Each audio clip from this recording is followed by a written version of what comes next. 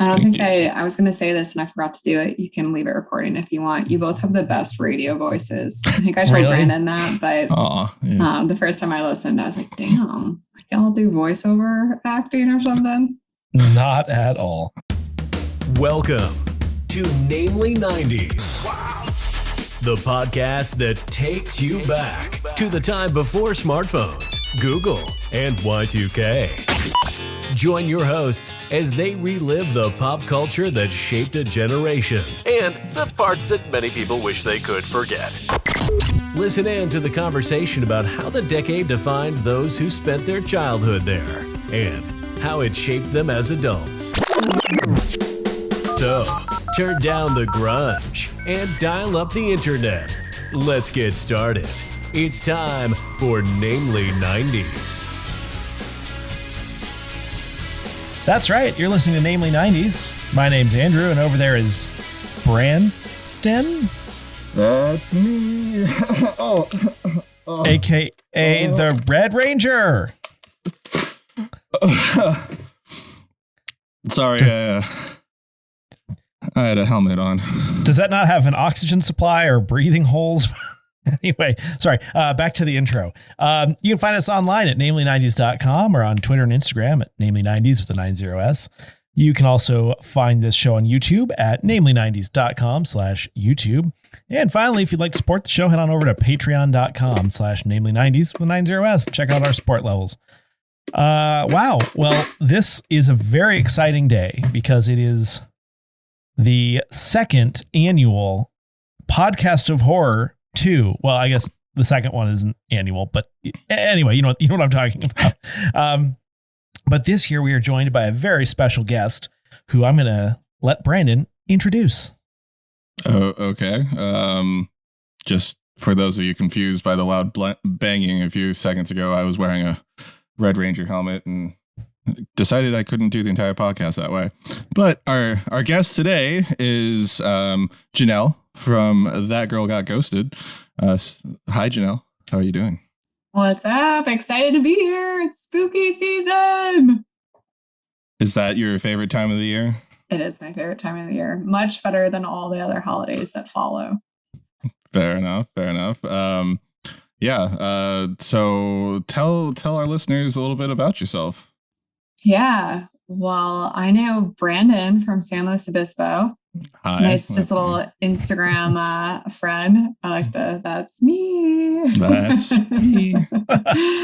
And yeah, I've been living in the podcasting audio world for a while, but That Girl Got Ghosted was a harebrained idea I had. I'm pretty sure at some point in the middle of COVID lockdown, hence how silly it is, where I decided I would take Tinder dates to haunted hotels and film it and see what happened. So that has been one of my fun creative projects. Most recently up in Washington, the connection here at Thornwood Castle. So that was super fun getting to bounce around and see what mischievous things we can find in these haunted homes and hotels. And that's a really cool thing to do. I remember you telling me about this originally. I think the way you pitched it to me was that it is a little bit of Are You Afraid of the Dark, a little bit of The Bachelor, and a little bit of Ghost Hunters, all mixed into one YouTube adventure. Exactly. With the possibility of catfish being sprinkled on top of there, depending. In a world where it seems like sometimes when you're creative, it seems like everything's already been thought of. And this does actually seem very unique and very interesting as a concept. So good work on that. Thank you. I appreciate that. When it came to me on a long hike, I was like, man, how do we just combine all the things that I like into one thing? And I'm like, I don't know. I like dating, I guess. And I wanted to be on The Bachelor, but I wanted to be The Bachelorette. Can I swear on this, by the way? I can swear, right? Oh, sure. Okay. We'll just throw an E tag on it. Perfect. But I wanted to be The Bachelorette and just skip having to be, the chick with all the other chicks. So this was my solution. Oh, and that way it's not like you're vying for someone's attention. You're making sure everyone else is vying for yours, including the ghost. Exactly. I'm a Leo, so it's fine. So, is it a spoiler question to ask if you've experienced the paranormal yet? Ooh, no, not a spoiler. I will say I'm a believer. Love Halloween and all the things. I have had really only one good spooky experience on the show, and I'm not going to say what episode because that'll force everyone to watch all of them, right? Oh, yes. Yeah. But I will share vaguely. You can probably figure it out, but it involves a haunted mirror in the basement that mysteriously got there and no one knows how. And there's a pretty spooky, ghostly hand that appears in a photo I took. Ooh. And you go full ghost hunting mode, is that correct? Because I remember you said something about did you buy a, what are they called, a voice box? No, a spirit box. Right? Spirit box. Yes, box. That's what it is. A spirit box. Yeah. I did because Amazon does have an Amazon's choice, top choice for spirit boxes. So I learned that. I was like on Amazon trying to buy ghost hunting equipment, like a total amateur. And Amazon's like, Amazon's choice, spirit box. So yes, I have the spirit rods, the box. I have a Ouija board that I've bought in Savannah, Georgia, at some creepy little shop downtown that never seems to work. Maybe that is a spoiler. So the ghosts don't ghost me, or they do, I guess, depending on what definition you want to choose for that term, but trying. My favorite really is trying. That device they always use on those shows where it's like, this is very sensitive and picks up any electromagnetic disturbance. I'm like, that's literally all that's around us at any given time. And they're like, it hissed, there must be a ghost. I'm like, okay. Or a radio signal. I think, see, that's kind of the problem, I think, with ghost hunting, though. I feel like I'm a realist enough that I don't want to pretend. Like, I'll do some fun goofball, like, editing just for intrigue, but I don't want to pretend that I'm experiencing things when it could just be a coincidence, right? So I try to keep it pretty real, but I want it. I still think it's more, there's more to it than the Bigfoot shows, because it's like every time, are they going to find Bigfoot this time? And it's like, at the beginning that they have not found Bigfoot. Because they would have announced it in the news had they found an actual Bigfoot. No, they're holding it off because A&E told them not to tell the world. There's a cease and desist on that, yeah. You got to keep the magic alive, right? Fair enough. Okay, so are you on episode, is it 5 or 6 now? Or 4 or 5? I think it's 6. I think I just did 6. We know Halloween was yesterday for all of you listening to this on the day that it comes out, but we thought, why not All Saints Day is a great day to see if Jenell finds ghosts and or love on thatgirlgotghosted.com? Yeah, I got that domain. Isn't that a good find as a marketer as well? Getting a .com felt really good. It's thatgirlgotghosted.co.uk. It has nothing to do with the UK. .io, .ca, .net. Don't go to that one. That's my family page. .gov.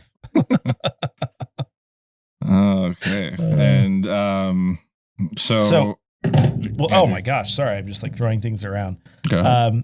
So this is a lot of people love this time of year, the Halloween time. I've decided as of today, I realized that fall is my season. It took me a long time to figure out what my season is, but I think it's fall.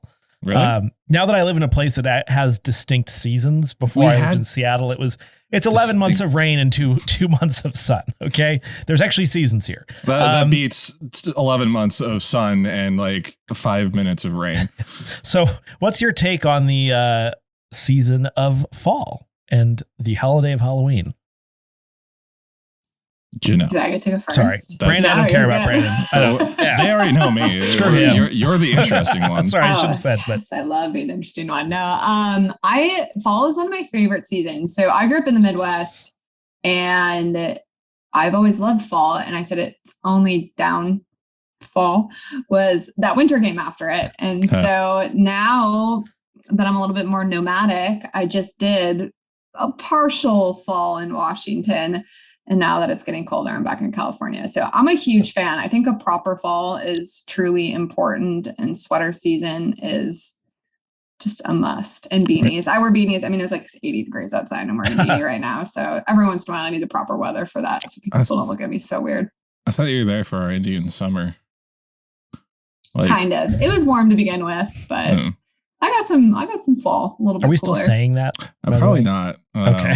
I was gonna say. I just couldn't think of like what is the other term for that. Late fall or late summer?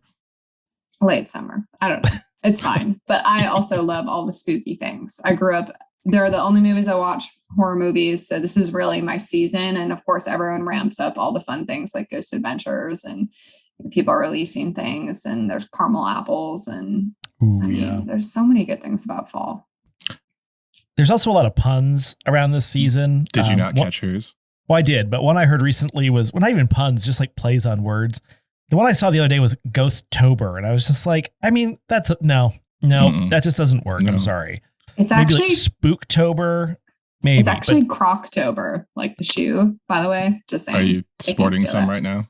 I don't have any on right now, but I normally would. Yes. I also saw this thing. It was like a meme that said October is almost October, and then something about how they haven't gotten their costume yet. And I thought that was really stupid. I don't know. My kids wear Crocs, by the way. They have rainbow Crocs. They wear them everywhere. It's Jenell wears Crocs. Do they have giblets? I don't know what that is. They're the gems that you stick in the Crocs. Oh, I don't know. I know they have like the little charms, like the Mario ones. Yeah, they have those. Yep, they do have some of those. There's charms and Crocs now? Or like, you can put like little, giblets. You can personalize them. Giblet. I apparently did not know Croc culture was one, on an upswing, and two, diverse enough to have like subsets of things to attach to it. Well, when you have one product, you kind of need to do stuff to make it more exciting.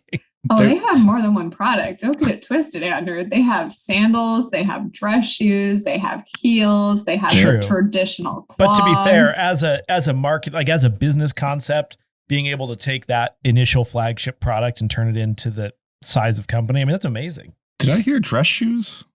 That's actually how I got into Crocs. This has nothing to do with Halloween, other than that it might scare people. But yeah, horrible fashion. No, exactly. But no, that's how I started. They had dress shoes that were made out of the Croc material, but they were a little bit more discreet. And back in the day when skinny jeans and tighter pants weren't as much of a thing, you could totally get away with wearing them because you could only see the toe part of the Croc, which looked totally normal, but they were super comfortable. They didn't get stinky like all my other flats did when I was an event planner. I would highly recommend. Speaking of skinny jeans, my wife always makes fun of me because I wear skinny jeans, but I'm sort of broad up top. So I look like Gru from Impossible. What is it?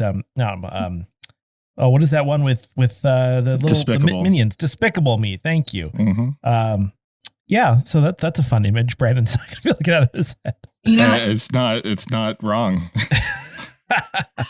Andrew, to make you feel less alone, I also have broad shoulders and skinny legs. And when I was in college, an ex-boyfriend, hence ex, told me that I looked like Lord Farquaad from Shrek because he is also square with skinny legs. And every time I wear skinny jeans, I still think about that too. So. Wow, that's not cool. That's scarring. It is. I mean, I still remember it. So you're not alone, Andrew. It's okay. We can be squares together. As we talk about Halloween, or fall, I should say, what is your relationship with the movie Hocus Pocus? Ooh, can I scoot in right before we go there? Scooting in. You said horror movies are your go-to, your favorites. Do you have like a list of top 3 or 5 horror movies before we get on the Hocus good choice. Pocus? Yeah, let's table that. I love that. Okay, well, anything The Conjuring is obviously very good. My absolute favorite, which I don't know if this counts as a movie. It was actually a mini series by Stephen King called Rose Red. Absolute favorite. It was like 4 hours long. I think it released in 2001 on ABC. Super good, about a haunted house. So that is definitely up there. Really anything Stephen King is really up there. I like it. I know people are not a fan of clowns, but which that's version kind of the of point. It is better in your opinion? Just to rile people up out there. As a good Midwestern child, I was not allowed to watch a lot of these things, which is maybe also why I like them. There's like a little rebel in me now as an adult. So I only really saw the newer one. I haven't gone back and revisited the old one. Tim Curry? The second version of the new one was just kind of funny, but... Is that because they cast Bill Hader as a not funny person? Yes, totally. No, it was just, it was kind of silly, but I like silly too. Speaking of silly, not to get back, not to steal Andrew's good segue from before. The Hocus Pocus. How did you frame it, Andrew? That was I said, what is your relationship with that movie? Because it seems to be quite popular. So I want to know how you feel about it, Jenell. I love it. I love so there's old. I don't even know if you can consider Hocus Pocus a horror movie. Do you consider it a horror movie? I don't. No, I consider we've never had a horror thing on the podcast of horror yet. Yeah, no. I consider it. It's almost like, did y'all grow up on Disney? I can the Jersey. Halloween Town. Oh yeah, that's what Hocus Pocus reminds me of. As a kid of the '90s, that might actually offend people, but it's it was pre-Halloween Town. Oh, it's for sure pre. But the vibes that you get from it. It's totally. Sort of like it's sweet, cheesy, it's Disney. Yeah, cheesy, it's Disney. There's ghosts. You're like a virgin and a candle, and you're like, oh, how lovely. So, but I like it. It gives me warm feels with a fall vibe. That's fair. So Andrew and I both have. Well, Andrew, why don't you go first? It's no shock that I had never seen it before. Yeah. I had obviously seen parts of it, like I was aware of it, but I've never watched any movies. Anyone who listens to this podcast knows that I've never watched anything. There's no reason I should be a co-host of a nostalgia podcast from the 90s because I recall almost none of it, but it's kind of a joke now. But I was surprised that Brandon hadn't seen it, right? So I've seen the ending I've seen the second half of the movie, and I've probably seen the first quarter of the movie, but I have not seen sat down and watched it in one sitting before. Right. It wasn't something that we played over and over again in my house, even though my dad loved Halloween. I loved Halloween growing up. And clearly I'm the only one here wearing some semblance of a Halloween costume. Hey, I'm dressed as a granola girl right now. Be quiet. Doesn't a costume have to be different from your everyday look? Yes, it does. It's fair. I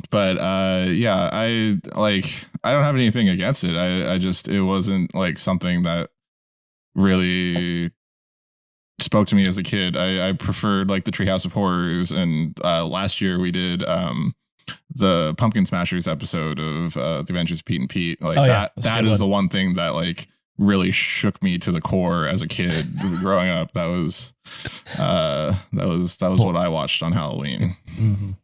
Were you all, I'm going to ask a question. I'm not going to ask if I'm allowed. I'm going to ask, did you guys get into Goosebumps and Are You Afraid of the Dark too? Because that was also. I read the Goosebumps books, but I don't know if there was any sort of. There was a TV show on Fox. Shows I think I just read the books. Fox Kids. Goosebumps. Definitely Are You Afraid of the Dark? I would stay up and watch the intro with they're all around the campfire, and we actually did this for Quotely 90s, Andrew. I submit for the approval of the Midnight Society, the tale of whatever, and then they throw the coffee mate into the fire, and it gets all spooky and fun. Do you remember? So I still have nightmares about this. There was an episode of Are You Afraid of the Dark, where that was the scarier one. Whereas they went into the basement, and I think it was a clown arm, and it projected out from the basement stairs, and it would grab people and pull them back into the basement. I still to this day have nightmares from that one. I'm sorry. There's no good reason to have a basement. Just based on any horror or crime movie, just don't have a basement. I'm just saying. It clearly doesn't. Yeah, it clearly doesn't work though, because Dorothy gets sucked up in it every time. Well, that's why I would not voluntarily live in a place in the country that's trying to kill you. Okay, and I realize some people can't move, but anyway. I would say I actually grew up basically in a basement, and that sounds dramatic. It's not as dramatic set Your statement parents locked you sounds. down there. But that was our playroom. We just had, that's where everything was. I was always in a Yeah. musty basement. So, And there's a difference between a basement and a locked basement. Yes, it You know, wasn't You're in it. It's like But- with kids. It's not a cage unless it has a roof on it. That's how I look at it. Well, I mean, because you and I, we grew up in the suburbs, but like even if you go into Seattle proper, there's tons of houses with basements. Like, and it's just like But it's can I a just whole- state basements Yes. in Western Washington are a really bad idea because they're always full of water. Yes, Just that's saying. true. You're listening to Namely Basements. Namely Basements, coming to you from the Halloween special Basements of Horror.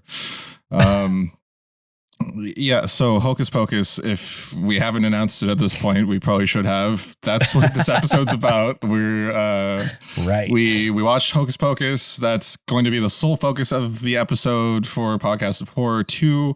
Last year we did 2 different TV shows. It was kind of just like last year's Podcast of Horror was just a proof of concept that we could have guests on. I guess we didn't even have guests. We for didn't that have one, a guest. but that we could do an episode that was outside of our normal frame Yes. for the 12 Days of Christmas specials. And then we had the 12 Days of Christmas specials, which were awesome.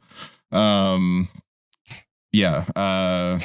were having them again this year. That's the big announcement for Podcast of Horror 2. The 21 Days of Christmas specials are coming back. And maybe even Jenell might join us for one. well, I'm on the hook now. Yeah. Well, you would have to verbally commit, and then you'd be on the hook. I'll Anyway, join you. I hate Christmas, but it's fine. Maybe I'll do The Nightmare Before Christmas. Well, I feel like we've done non-Christmas specials, like we've- other holidays. we've picked some weird ones this year. But, Oh, yeah. We'll get your contact information after the show and see if you want to do one, Jenell. Also, we both very much dislike The Nightmare Before Christmas. Honestly, I don't actually like that movie that much either, but it was the only like spooky Going for version on-brand. of Christmas. No way. All right. So Hocus Pocus, how should we start this off? Any I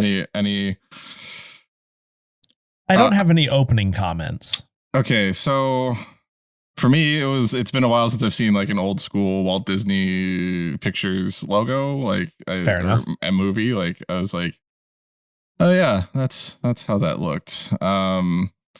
And then that it just starts as like the movie starts as like a flyover shot of Salem, Massachusetts, I assume, but it's not actually filmed there. Anyway, it's just like it's a flyover of Witch's Shadow for like 2 to 4 minutes, and I just assumed it was Salem, Oregon. of course right? you did. No. Yeah. And then so the beginning of the movie starts back in like the 1693, I believe is the date they kept throwing around. And my note says some dude's sister Emily is taken by witches. That is plot thus far. Thackeray Banks. Thackeray. Thoughts on the name Thackeray? Yeah. Well, so the funny thing is, as a vet, I have heard and seen so many cats named Thackeray or Banks or Thackeray Banks, and I was like, "What's that from?" And I never really asked anyone. And then when I saw this movie, I was like, "Oh!" The connection was made. No idea. Were they all black cats? Not always, but I would say a large portion of them were black cats, and it's all coming together now. I also thought it was weird that the guy who played the guy who becomes the cat is Sean Right. Murray, who plays McGee on NCIS. Wait, really? That was freaky. Yeah. But when he becomes the cat, so I have this noted later. Yeah, exactly. We're going to talk about this. But yeah, Okay. Sean Murray is the actual actor that plays the kid before it turns into the cat. Mm-hmm. Okay. Should we put a pin in that and come back to it, or should we just? No, we can move into it. But yeah, it's the guy from NCIS. Weird, right? Yeah. He gets turned into a cat by the witches while he's trying to save his sister Emily, who, by the way, just sits there. She just sits there. Like, witches are trying to kill you. Would you not run? It's like, oh God. Anyone? Just You know, stand there. If 3 witches were sucking or trying to suck your life force out of you, would you have sat there and took it? Was she drugged? I'm confused. And then let's get into the psychology of this. There's 3 ways to respond to trauma: fight, flight, or freeze. She was freezing. Sometimes you freeze. Mm-hmm. All right. Normalize it. That's fair because you only think of fight or flight. Freezes is one that is happens. true. Yeah, I think people forget about that one. I also had a note. Does anyone remember Charmed, the TV series that ran for like 12 years? 1,000 years, yeah. Of course. Did they steal the sentient spellbook from this movie? Or is that a common trope, do you think? It's kind of, I mean, I think there's a lot of common themes. For example, talking cats, black cats. Talking black, okay. And now, Sabrina the Teenage Witch, while not having aired on TV at this point in time, was an Archie's comic before that. And I did not know that. And I'm fairly sure had Salem the Talking Black Cat prior to this movie. Okay, fair enough. If you're insinuating that they ripped off the I insinuated nothing. But my favorite thing I think about this movie relating to the cat is in the credits, it says, "Talking cat animation provided by." I just found that funny when I was watching the credits. The CGI back then? I guess. Oh yeah. It was what? Was it? It was a reanimated dead cat that they. No, just kidding. Well, because Jurassic Park was after 1993, right? Yes. I think it was a prop, like a puppet. It's a little like, stick that's how they used to do all that stuff. But it didn't look like Salem from Sabrina the Teenage Witch. It looked like there was like computer animation going on. I agree. It was the Salem one was like slapsticky. Yeah, some sort of animation did like at parts, and they also had a live cat for sure. Of course. Okay, I'm gonna forget about it if we don't talk about it. Jason Marsden is the voice of Thackeray the cat. Best known as Max from Goof Troop. Goof Troop, a Goofy movie. He was Goofy's son for most of the 90s. He was also on Step by Step, if anyone remembers Step by Step. But I was just like, every time he spoke, I was like, okay, I'm having flashbacks to a Goofy movie while I'm trying to watch Hocus Pocus, and that's not cool, man. And no one's gonna dig me out of this hole. So no, it drove me nuts because it's the same problem as why is Bob Saget the voice of the adult in How I Met Your Mother? Like, why does his voice become Bob Saget's voice when he's already like 30? And I was having the same problem with this. So I looked it up because I was like, why does it need to be a different voice? And it's because apparently Sean Murray's voice sounded too contemporary to be from the 1690s. And I don't really know what the hell that means. It means Jason Marsden's a better voice actor than yes, the guy from NCIS. I was going to say too much vocal fry, but yeah, he was a kid. All right, so the witches turn Thackeray into a cat. They suck the soul out of Emily, which gives them some sort of youthful powers. I just would like to note that the witches are Bette Midler. I forget who the middle sister is. I should have. Yeah, I don't know the name of her, but I do know she's like kind of famous, right? Yeah, and then the youngest one is Sarah Jessica Parker, who I wrote in my notes that is younger than us when she was in this movie. So How does that make everyone feel? Not great. I love my age. That's fair. But yeah, so let's see. The witches were wearing the old person makeup beforehand, and then they got their youth back, and then they were hanged or hanged by the townsfolk. Hanged. I'm pretty sure they were hanged, or they were about to be, and then someone was stupid enough to bring the spell book to the hanging, and they got access to it and cast a spell to be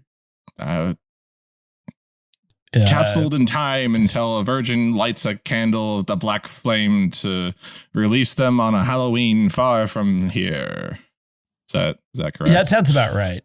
I just going back a little bit. I did feel a little bit bad for Bette Midler when they looked younger because she didn't look that much younger. And they forced her to make that point, like in the movie, in the script. Like, yeah.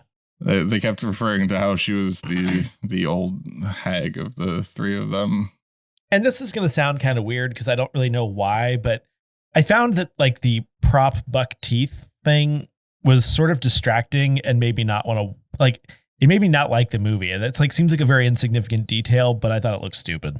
That's one of the reasons I never liked this movie. I mean, problematic today, but, I thought it added to her character, at least her lisping. Also, I mean, but when you say that, it kind of like Mickey Rooney in Breakfast at Tiffany's. Well, part of the issue is I think whenever someone mentions the movie Hocus Pocus, I immediately imagine Bette Midler with buck teeth, and it's not working for me. I don't know why that's what I associate this movie with, but that's the only thing I can think of, except now NCIS. So anytime someone says Hocus Pocus, I think of NCIS. Jenell, you're going to have to settle this for us. Yes or no on Bette Midler's teeth? I couldn't even tell you that it bothered me in the least bit. I'm just been like, good for her. I'm bothered by strange things. He is. I'll admit it. I'll be the first to admit it. All right, and then so it flashes forward after they escape their imminent death, and we meet our new protagonist in school. I think is that Max Dennis? Was it Dennison? Hold on, let me correct you because I was reading an article that referred to any of the three characters as the tritagonist. Wow! And I became enraged. I was like, because then you've taken away the first part of the word, which tells you whether they're a pro or antagonist. So now you're just saying they're three people. Antagonist, which is neutral. So I don't know. I don't know what that means. I think you need a hero and a sidekick too. So that's messed up. So Max, what we learn about Max in school is that he's cool. He's from California. He just moved to Salem. Salem is they're very excited for Halloween. They apparently the flashback that we saw was the teacher telling the story to everyone in the class, which I don't know. We went to school in the 90s. I feel like they wouldn't have allowed a teacher to spew a tale about witches in the classroom.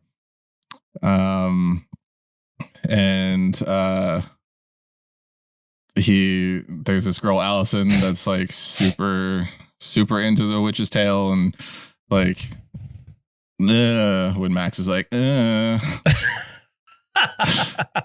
Max I have to say Max gives her his number on a giant piece of paper, and I just thought that was a very ballsy move for someone new to the school that's like basically saying you're dumb for liking Halloween, and then like, hey, you're dumb. Call me sometime. Yeah.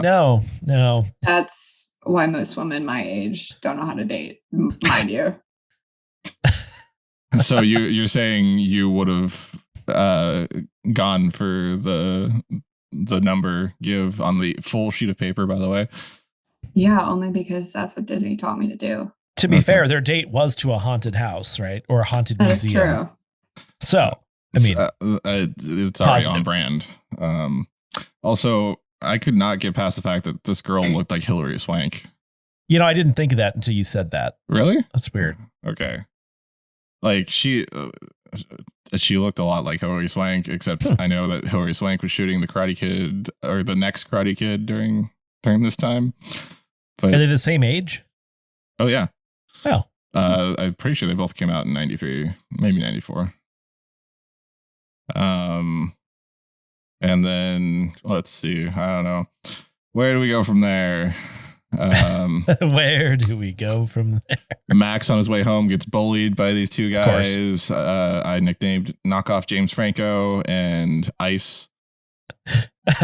Ice. And then I have So I have to uncool. question. I have to ask the panel here: did bullying ever actually work like that? Like, No. like would you, Andrew? Would you, as a parent, would you not hunt these kids down and get your son's tennis shoes back if your son came home without his tennis shoes? Well, listen, I bought him the shoes. Right.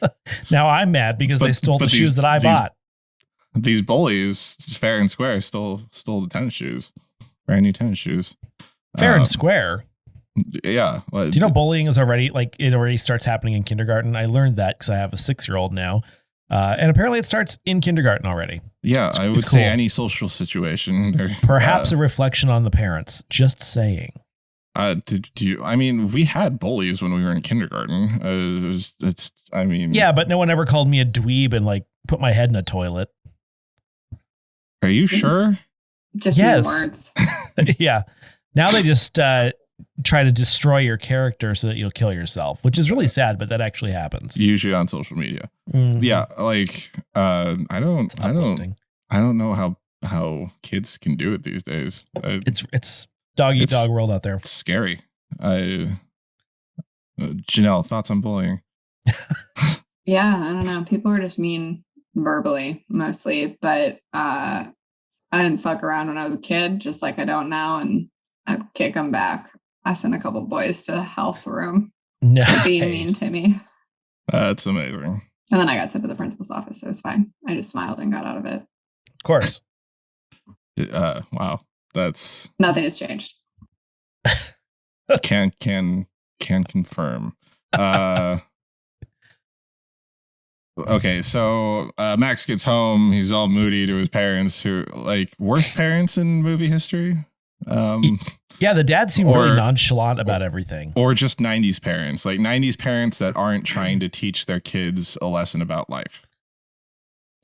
I think like early 90s, like this was still an extension of the 80s where they were like, go play, kids. Someone stole your bike. Well, shit, suck it up. So.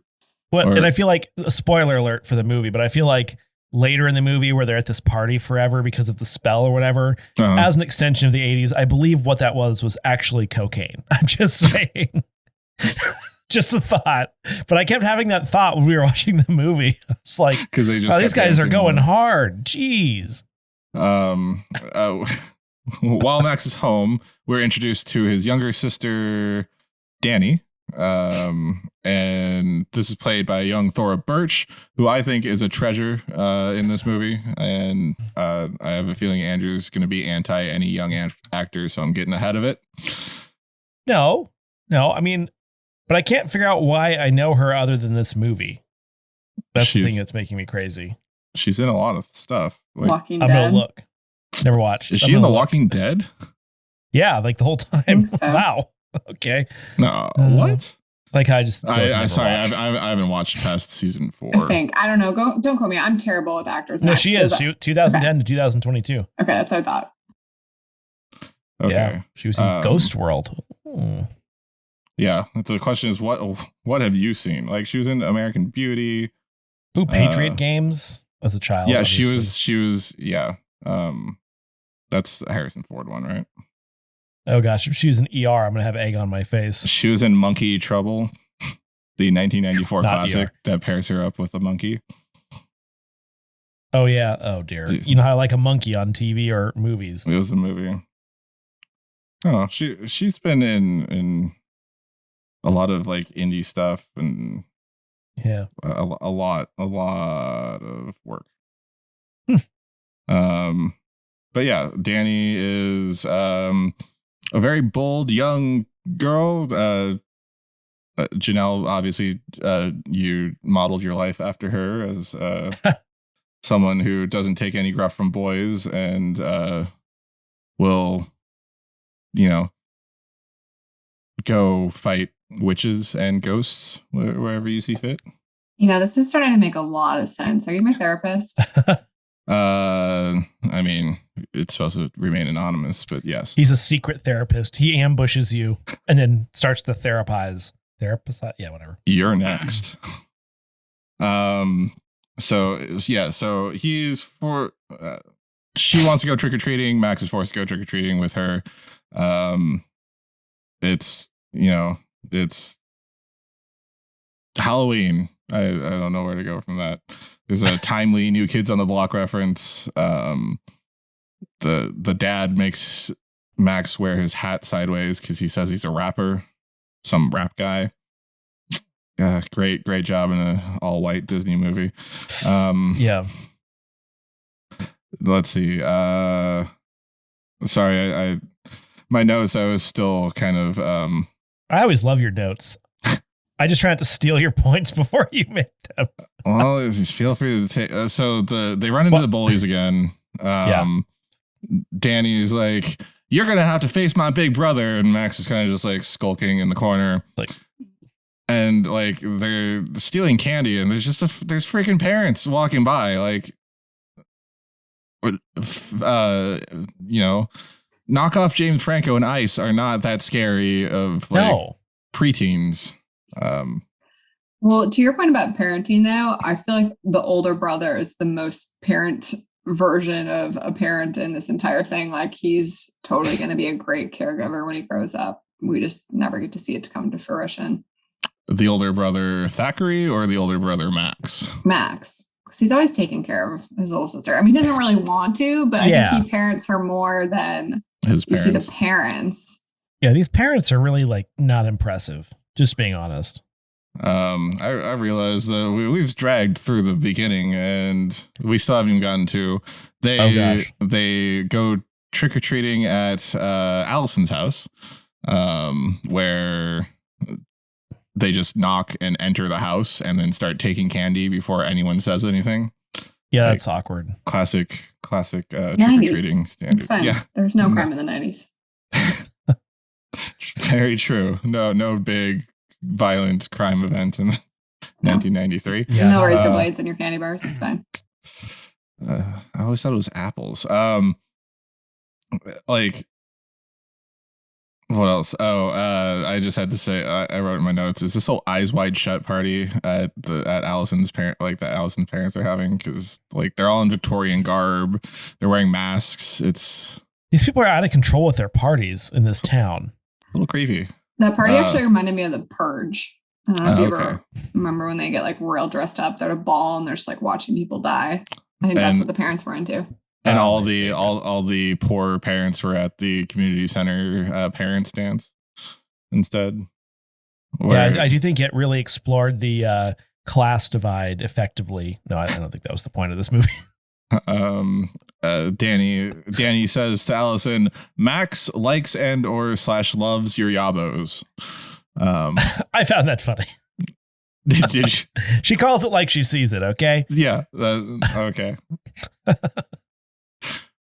I was just like, even in the in the 90s, I don't think kids. I don't think the term yabos. I didn't. Yeah, I was surprised to hear the term yabos. Frankly. So was I. And also, if she was on candy duty, why did Max and Danny not only enter the house after / while knocking, and she was all the way up the stairs, they got it to the candy bowls and started stuffing their bags before she was even like, oh, hello there. Like, and then they waited for her to change out of her Victorian garb to go on the rest of the adventure. What if Allison wore Victorian garb for the rest of the it may have confused the witches, right? Like Max was able to with his random Zippo he found at the abandoned it was a witch museum. It was the old house that they had turned into a museum. Gotcha. As a avid Zippo enthusiast, I would just say, one, you would not find a Zippo just lying around like that, and two, there's no chance on the first try you would light a Zippo, and two, that lighter fluid would still be good from whenever they closed down this place. I mean, there's nothing cooler than in the 90s than like a leather jacket and a Bic lighter. So, or not a Bic lighter, a Zippo lighter. But like, what if they just had a regular Bic lighter there? That's how you know you're cool, is if your main character has a Zippo. But yeah, so yeah.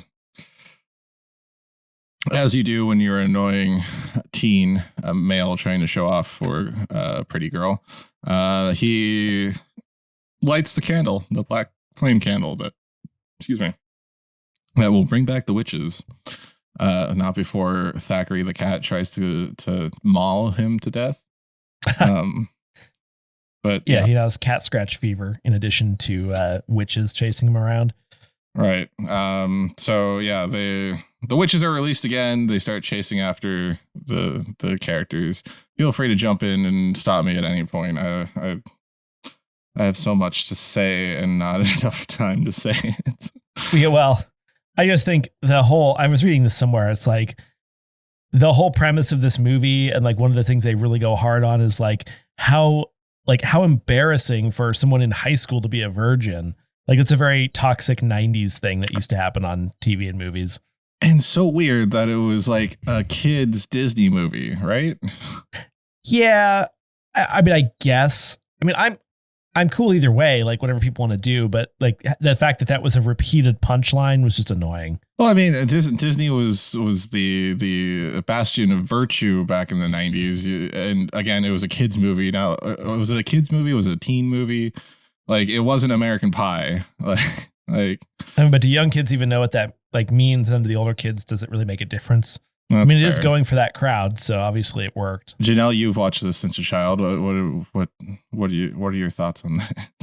I feel like that's like listening to music of the 90s, and then you listen to it now and you're like, whoa, that was what they said. I just don't think you even pay attention. You're just like, virgin, that's just like a pure nice thing, but you don't know what it actually entails. And there are a lot of video essays on that specific subject related to Hocus Pocus, which I didn't even realize was a whole subgenre of how people dissect this movie. Like, having watched it through this time, I was like, they really hammered home the virgin thing, but it wasn't relevant to the movie. I mean, it was a little bit because you had to be a virgin to light the candle to make right. The but thing if you happen, removed, but you could have just changed that. Yeah, if you remove that to like he had pimples, it would. Or if that doesn't lit the sound candle. as nice though, and then anyone could have lit the candle. Like you have to have some parameters in these types of things, because otherwise it'd be like, why for the last 300 years did no other dumbass light the candle? You know, you gotta give them like something. So no one else was a virgin in the last 300 years. Everyone else in Salem was fucking. It was just that guy. Yeah, just nonstop. All right, I got my answer to that one. Well, I mean, and that's true. We see the horny bus driver that pulls up to that guy is give a lift to the three witches. There's like, and he's so much innuendo, and they're just like happily getting on the bus. At least they didn't pay the fare, I guess. They meet the devil, played by Gary Marshall. The whole time I was expecting them to pay to get on the bus. Was anyone else waiting for them to pay? And when they got on, I was like, hey, they didn't pay. No, they were hot, yeah. According to the bus driver. That's all that matters. Again, back to the smile. Kick a kid in the shins and smile. And the 90s. Yeah, and present day. It's the present day as well. Oh, the smile part. I thought. Oh, yeah. Ugh. I forgot about that part. It's... So the creepy guy, the devil invites them, 3 random women in witch costumes into his house while his wife is just sitting there watching TV, and they're gonna party with candy. There's a moment where they're in the kitchen, and I was like, they're like, what are these things? Oh my god! And it's like, you had a kitchen, like kitchens existed, and that's way far back. 1,000 years kitchens existed. Anyway, I don't know where I'm going with that. Someone help me, I'm floundering. Well, I have to ask, you referenced the I Put a Spell on You performance when the witches get to the parents' party. Mm-hmm. I know there's a song that exists called that, right?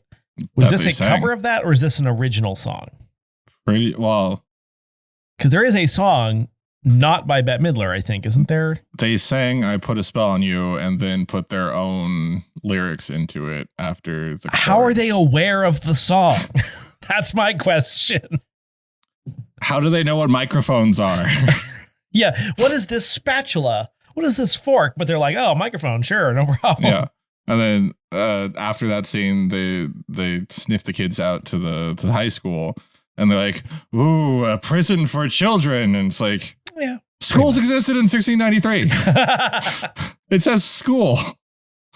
They're not illiterate. They weren't big entities like that. Although I don't think they had prisons back then, though. For being real, they just killed people. So indiscriminately, yeah, pretty much. So honestly, schools around there, prisons probably weren't. Very true. And Allison's plan is to burn the witches alive in a kiln, a walk-in kiln. That's dark. Yeah. Obviously, Jenell takes after Allison as well. But to be fair, they are trying to kill children, so like let's just go. There's so many children. Oh, they still have the spell book at this point. Yeah, that's why they were after them.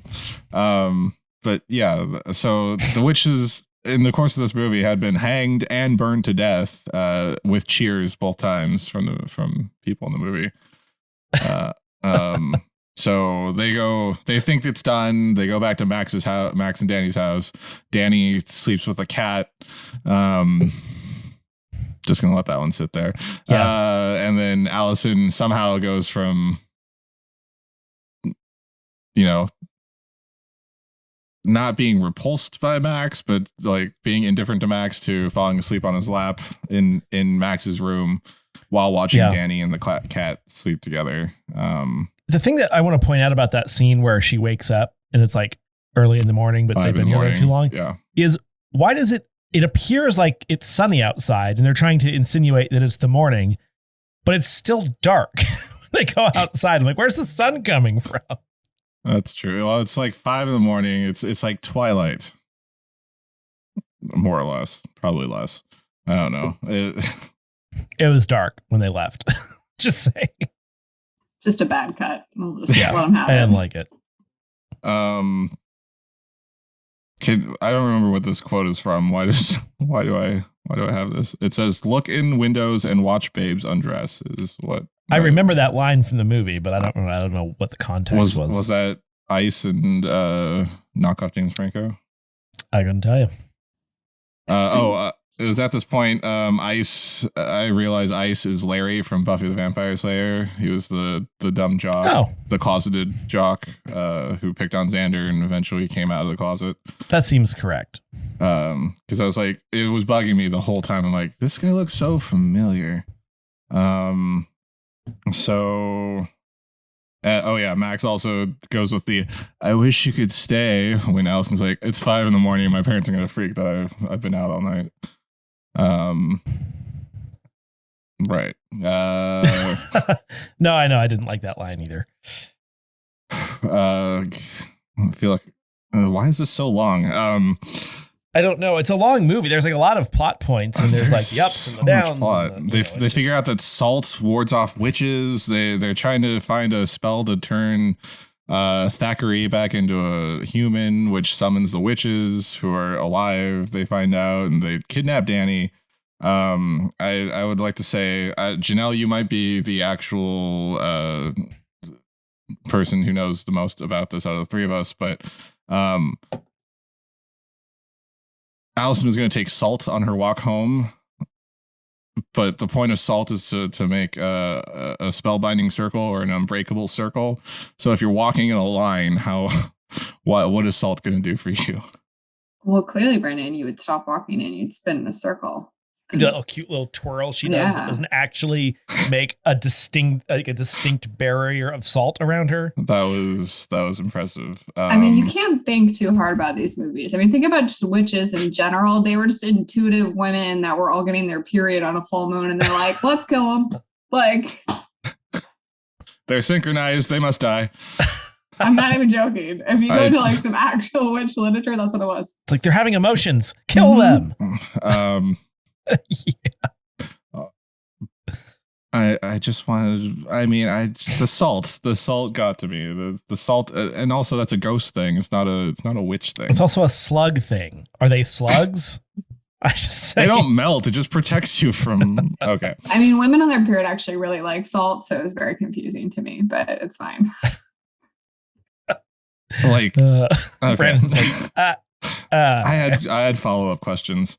Okay, so they summon a bunch of children to come to their house, the witch's house. I have Thora Birch as the treasure again. Perfect. Max does the daylight saving time trick with the truck, which isn't that kind of a technicality? He was lying.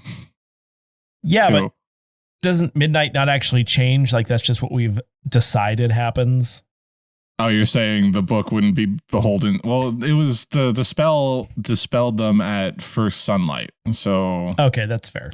They were like, he was just like trying to play a trick on if they must have had watches. They checked the Weather Channel to see what the sunrise was going to be. I mean, basically, Andrew's saying good thing this movie didn't happen in Arizona because they don't do daylight saving. So exactly. See, I get it. At least someone has his back in this podcast. Let's see. As they escape with Danny, the witches fly after them. One with a broomstick, one with a mop, and one with the was it an Oric vacuum? I believe. Oh yeah, that was pretty good. It's like the best part. I'm pretty sure that's the most memorable gag from the entire movie. And then Bette Midler pulls up along. I'm pretty sure it's Bette Midler pulls up alongside the speeding car, and shouts something about not having his driver's permit, which.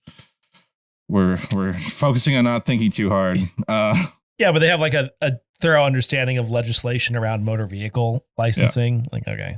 But they were surprised by the bus, you know. Right. So. Yeah. What is this? Also, they learned quick. Shouldn't they be like mowing down all the children walking to their house? Like if if their goal is to kill the maximum amount of children. No, I'm not saying they should be. I'm saying children are walking to the house as they speak, yet the road is completely clear. It seems counterproductive. Okay. Someone yells, "Go to hell." I didn't get that. I think one of the witches said, "I've been there. Thank you. Quite lovely." And I was like, wow, Joss Whedon stole that like 7 years later when he had the been there, done that response from Angel, Buffy. I don't know why I kept thinking of Buffy and Angel when I was watching this. So there's a final battle in a graveyard, and they manage to kill the witches. Thoughts? You're missing my favorite part, Billy. Billy the zombie. Mm-hmm. Oh yeah, no, that's his pretty head cool. falls off. I love Billy. The scorned lover of. He's a good zombie. So he was the lover of Bette Midler's witch, but then also was it Sarah Jessica Parker's witch? They hooked up as well, and that caused Bette Midler to. Everyone's fucking. Bit of a row developed. Yeah, it's a tradition in Salem. So Bette Midler got angry and like killed him, and then turned him into a zombie, and his to be her internal slave or something to that extent. If that's, I'm pretty sure that's what I gleaned from that. And then, so yes, he had his mouth sewn shut. Finally, he rips it open and starts telling off Bette Midler's witch and helps the kids defeat them. Jenell, I really like that. Yeah, basically, I liked the turn of events because generally zombies are always bad, and in this one, you're like, oh shoot, and you know, really saved the day. Now, it's heartwarming. Would we consider him a zombie or more of like a reanimated corpse, like a Frankenstein? Because he had more. He seemed to have like not like he had his faculties about him. I would say Frankenstein. Yeah, he seemed pretty with it. He also lost. Not too slow. He also lost his head multiple times. It's easy to lose your head in situations like that. Yeah, when your ex shows up. And it's funny because I always ask Brandon whenever I see some sort of horrible sequel advertised on something, I'm like, why are they doing this? This is horrible. And then I'll be like, yeah, I saw that like 3 weeks ago and I'm excited for it. And then you'll explain why they're doing it. Oh yeah. See, Legends of the Hidden Temple was a game show from the 90s, and they rebooted it on the CW for people our age because we were the ones that watched it back then.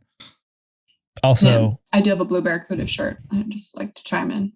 Do you want to kick some ass on Legends of the Hidden Temple? Do you already have a team applied for that? Okay, They brought it back. They brought it back. I mean, I would love to. I actually kind of did that at work, a little side tangent, but we dressed up as the different teams from Legends of the Hidden Temple and then it did an obstacle course at work. Very California tech company. Nice. I'm trying to find a teammate. Andrew declined. Yeah, Brandon. I have declined. For Oh my phys- gosh, I just whacked my head into the Let's do it. microphone. Let's go. Verbal confirmation. I'll state it for the internet. Yes. Do we have to be blue barracudas? We could be purple monkeys. I thought the purple was green. Oh, is it? Green parrots? Is it green parrot? What's a monkey? Green. No, it might be purple parrots. That they like the alliteration. That's true. So how do you set up a sequel? Is where Andrew was going with that before I derailed it. Yeah, thank you. Appreciate it. I gotta find me someone to go on the Legends of the Hidden Temple with. We'll talk. Yeah, We'll go. The sequel, though. So, two of them exploded from the sunlight, and Bette Midler turned into a statue and then exploded because she touched hollow ground. Well, I mean, it's a movie where there's witches. Like anything is possible in a world where the laws of physics don't apply. Okay, so let's get a pitch together for the sequel and see how right we are next year. Sure. Hey, yeah. No, say take it. I was just say Jack Bauer had mad cow disease, and it was fine the next season. Like this is you don't recover from that. So I feel like anything's possible on TV and film. All right, I got it. So Okay. all their little dust pieces get collected somewhere, maybe on a leaf. Maybe there was a light rain the next morning, something like that. And then Shop vac. there's probably some vines. Yeah, who knows? Maybe at a car the wash. vacuum cleaner is there Oh, Yeah, they vacuum up the dust. in a graveyard. Yeah, the groundskeeper comes around innocently wondering what this mess of something is. He cleans it up. Magic vacuum. Another virgin shows up, one of two in the town, cries on them and naturally preserves them or The something. tears of a virgin. Is it related to Max and Danny or any of No, them? they fucked up towards they're not virgins anymore. It's fine. Okay. We're assuming that. I don't know that Well, was, no, that I was sort of thinking implied. like Max and Allison had a kid, and then that's the new Ugh. version. I think we can. be Every more show creative. does that. I'm Yeah, sure I we think can be could. more. I'm trying to pinpoint exactly what they're doing. Oh, you're trying to guess. Okay, what's the most predictable thing? Yeah, probably that. Um, I think they should throw like a Jumanji twist into this because actually Like- that's one of my other favorite ones. Like all of a Oh. sudden there's some like pounding. I don't know. There's like some shrieking or something that the I'd like children that. will hear. There's like a whisper coming from the graveyard. So some child like digs up a statue. It's like her hand or something. I don't know. that'd be cool. See, I feel like they're not creative enough to come up with that, but that would be cool. No, not at all. Let's turn it into a video game instead. That's a reference to the later two Jumanji movies. Oh, Um, right. Oh, yeah, that was pretty disappointing. yeah, I like Joe Jonas. I try to block that out. Yeah. So any oh, I have one parting thing since it kept coming up. Disney was really hammering home the virginity aspect for in a kids movie Yeah. that doesn't end in Max losing his virginity. And Andrew, I wrote a line for you to say unless you want me to say it. You can say that. I guess you can say they gave Chekhov's gun blue balls. Chekhov's dear. guns. Yeah. So any final thoughts on Hocus Pocus? That was mine. It's not going to be a perennial favorite in my house, but it was watchable, more watchable than I expected. I'd watch it. I'd watch it again. Yeah, it's a feel good movie. Like we started at the beginning. But I'm not like turning it on in September and watching it continuously until Halloween, which some people do with your PSLs. Yeah. Well, that's it for Podcast of Horror 2. Remember, you could find new episodes of Namely 90s out every Monday. Thank you to Jenell of That Girl Got Ghosted for coming on. Will you let our listeners know where to find you, Jenell? Yeah, thatgirlgotghosted.com, and I'm on the gram just like every good millennial kid is at Jenell Reese. I'm sure y'all do show notes, right? Oh yes. Drop all the links in there. But yeah, check out an episode if description you want to see some below. Spooky stuff. Are you do you tick out with your talk out? Ooh, I do have a TikTok, but I'm not active on there because I have to work like a real job now and stuff. So yeah. All right. Well, find us on Twitter and Instagram at Namely90s with 90s, or find our personal accounts at Beachwoody and at NamelyAndrew, and tell us what you want us to talk about on future episodes. If you'd like to support the show, please check out our Patreon at patreon.com/Namely90s, also with a 90s. Finally, you can also contact us through our website, Namely90s.com. Please subscribe to us on Apple Podcasts, Stitcher, Google Podcasts, Spotify, YouTube, Virgin, Deezer, TuneIn, iHeart, and wherever you get your podcasts from. I'm Brandon. That's Andrew. Thank you one final time to Jenell of That Girl Got Ghosted. And we'll catch you next time.